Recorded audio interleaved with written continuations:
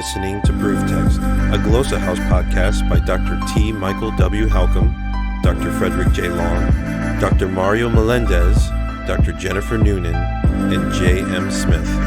Welcome and enjoy. Hello, y'all, and welcome to Proof Text. I am Michael Halcomb, and I'm here with J. M. Smith. J.M., you doing well?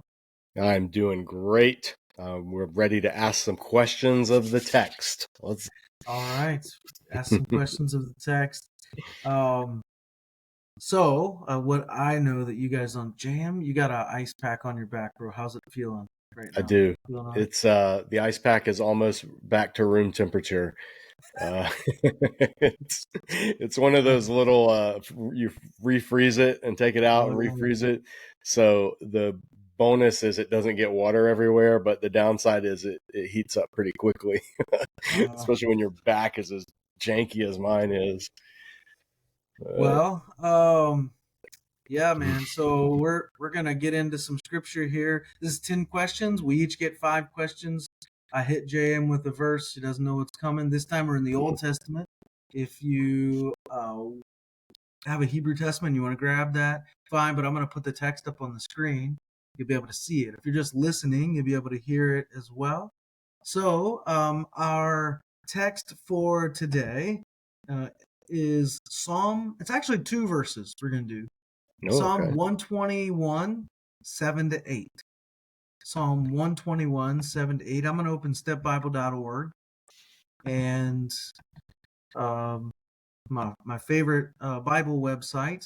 We're going to look at this. So Psalm 127 and 8, I'm going to read both verses here from the NIV. We got the Hebrew up here as well. It says, "The Lord will keep you from all harm. He will watch over your life. The Lord will watch over your coming and going, both now and forevermore."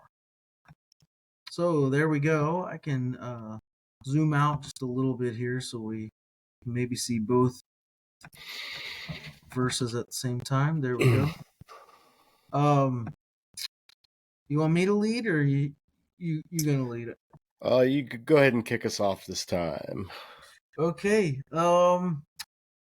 I see in the English, at the end of verse 7, He will watch over your life. And then at the beginning of verse 8, the Lord will watch over your coming and going. So we have what seems in English to maybe kick off a parallelism. So we have the verb shamar, and this has the idea of keeping or guarding, watching, observing. We have that. We have yishmor in 7, yishmor et nefeshka. And then in 121:8, we have Yahweh or Adonai yishmar, and so on and so forth. So, yeah, I'm just curious about, is the author attempting to do some sort of poetic parallelism here? Is there a literary device being used of parallelism? Actually, I missed something. Wow. I'll do that on my next one though. All right. Well, I'll ask one real quick. Is Adonai Yishmacha. So the Lord will, NIV has the Lord will keep you, mikol ra. So it will keep you from all harm. But then it translates the Yishmor as He will watch over. Why did it? I mean, I know English does have 2 different senses, but that's the same word. If you're just reading in English, Psalm 121, 7, you don't necessarily catch that that's the same word, shamar, to guard or to keep.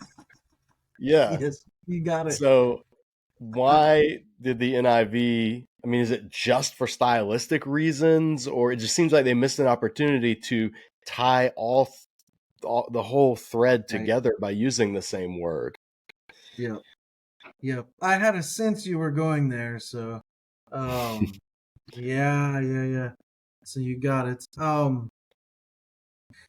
Yeah. Let's see. My,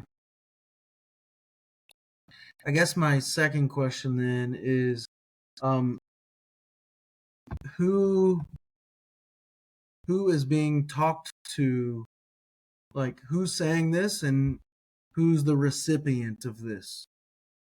Um, the uh, the suffix, the personal suffix there, or the suffix on the end of Ishmarka is second singular, so it's not plural. So who's doing the talking here, and who's being talked to? Who's the you of the Hmm. ka? Hmm. I will ask, let's see, my second question will be Ra. So, how do we translate Ra? He will guard you or keep you from all. Ra has such a wide range of meaning. It can mean anything from disaster to harm to calamity to evil.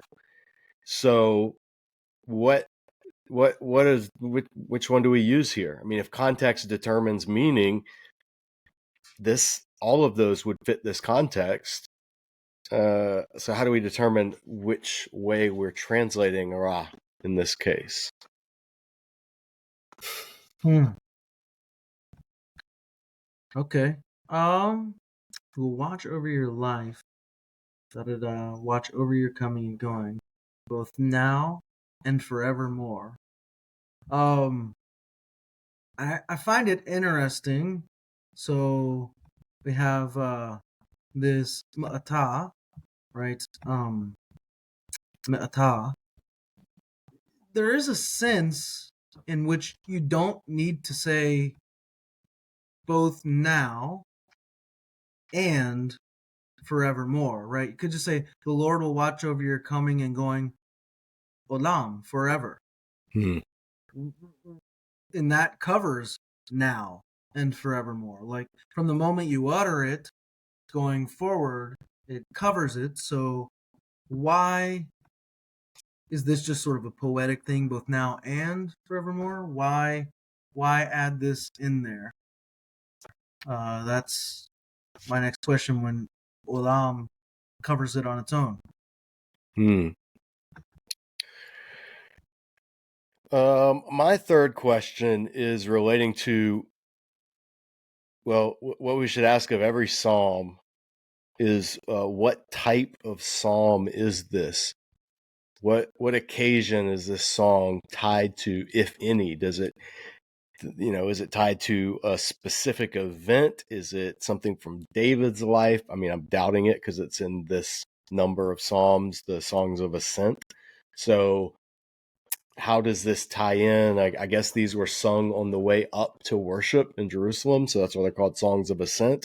So how does this fit with going up to Jerusalem to celebrate a festival or whatever? Where does this land in that? On that occasion? Why would you sing this during that time? Mm. Yeah, the another thing, all mine are like kind of literary. Uh, so I'm just noticing another sort of parallelism. And we pointed out Shamar before, but now I'm also noticing two other things actually. We have they both start with Yahweh or Adonai Yishmar, and this one has Yishmar Ka. But verse 8 is Adonai Yishmar. So they both start the same way, which is also suggestive, or seems, is it suggestive of parallelism? But then you have another thing, you have the Ra that you were talking about, and then, oh, never mind on that. I was seeing something that wasn't there. So, yeah, just the parallelism. Seems that there's a big that one could make a pretty strong case for parallelism going on, but there's at least repetition. So, what is the point of this? What is the point of the repetition and perhaps parallelism? Hmm. That's my fourth, I All think. right. My fourth question. This would be not one. This is a song, and so right now on Disciple Dojo on our YouTube channel, I'm teaching through all the Psalms. I just recorded Psalm 4 today, and that'll be up soon. And what I'm realizing as I do this is that, I mean, I've known this before, but I guess what I'm appreciating more is that these are song lyrics and Yeah. not systematic treatises or axiomatic truths or anything, theological statements. These are song lyrics. So my question would be, what does this sound like in Hebrew? I would want to listen to somebody performing this, singing this in Hebrew, to catch if there's anything like rhythm, rhyme, assonance, wordplay, those kind of things. That's what does this sound like in Hebrew? Very good. Yeah, for you guys that are interested too, I mean, if you watch the podcast, I do a spoken word, rewriting all the Psalms as spoken word. The first volume of that came out. If you're interested in that, trying to sort of recapture some of that just from a modern English standpoint. But I guess my fifth question would be the last word. And this is kind of notoriously difficult as well, but the nefesh there, that also has a huge semantic range, just like I don't know, things like suke or sarx, those kind of things in the New Testament or in Greek. So what is being conveyed by nefesh? Because that can mean soul, life, emotion, desire, appetite. It's got a whole thing going on. He will watch your life. He will watch your soul. Yeah, what's going on with nefesh? Your will?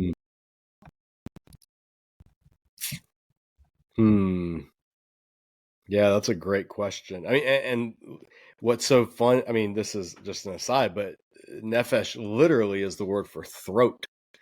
And that is what gets, has all the word that was chosen for soul, life, self is the word throat, which I guess makes sense because you breathe through your throat. But yeah, that's I want to know the answer to that question too. My last one then would be the same thing for olam. The final question, the final word of the first 8 is, how are we going to translate olam? Is it going to be translated as forever? Is it going to be translated as for a long time? Can it even be translated as perpetually? But I know it comes from the root olam, to be hidden is the root that it comes from. So the idea is, something so far off in either direction that it's hidden from sight, meaning, eternal or forever. But is that what this is saying, or is it meaning just for the duration, like this age that we're in now? Because obviously in the resurrection, like, will our life need to be guarded from anything? So how existential or metaphysical should we treat this olam, forever or forevermore, Wow. I guess, as the NIV says? Wow. That's pretty good. Wow. Okay. Excellent. Well, we'll stop there. And again, check out discipledojo.org. And if you have an episode, like a verse or a set of verses you'd love to hear us just riff on, let us know. Leave a comment. Or if you have your own questions, join in. Make it 10 plus, add more questions. So love to have you join us for that. So we'll stop there. Head over to discipledojo.org and glossahouse.com and check out our social media stuff as well. Jam, thanks for the insights. Appreciate it, man. Appreciate you. Always a great time. Yeah, man. We'll say we hope that helps. Interested in growing your ancient language skills but not sure where to start? Glossa House can help. From illustrated readers and short stories to lexicons and grammars, Glossa House offers a variety of resources for beginning, intermediate, and experienced ancient language learners. Head to glossahouse.com today. Glossa House, language resources for the global community.